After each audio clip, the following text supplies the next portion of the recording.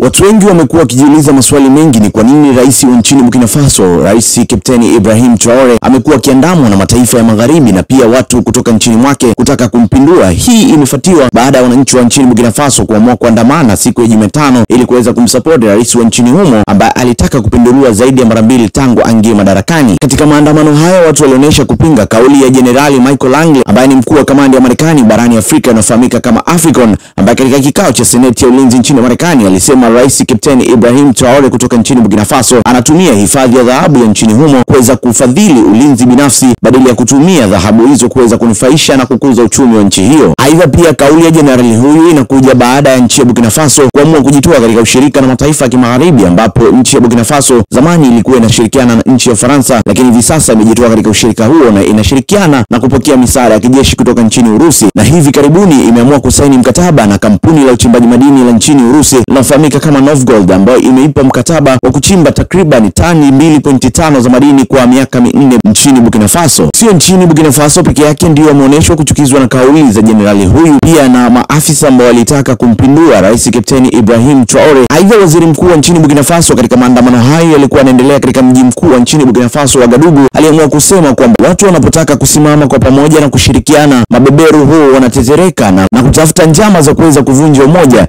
Hivyo alihimiza wananchi wa nchini Burkina Faso kuweza kusimama kwa pamoja na kushirikiana na serikali inaendeshwa kijeshi na Rais Kapteni Ibrahim Traore ili waweze kufanya maendeleo makubwa nchini humo. Ikumbukwe nchi ya Burkina Faso kwa sasa ipo katika ushirika wa nchi za Sahel ambayo inajumlisha Mali pamoja na Niger, ambazo zote zinategemea misaada ya kijeshi kutoka nchini Urusi, ambazo zimejitoa katika ushirikiano na nchi za magharibi ikiwemo nchi ya Ufaransa. Na nchi ya Burkina Faso imekuwa ikishutumu nchi ya Ivory Coast kwa kuweza kuhifadhi magaidi na watu tofauti ambao wamekuwa wakipanga njama za kutaka kuipindua nchi inaongozwa na Rais Kapteni Ibrahim Traore. Niambie yapi maoni yako kuhusu swala hili katika comment section. Usahau kunifollow, like na share video, itakuwa mtisha zaidi.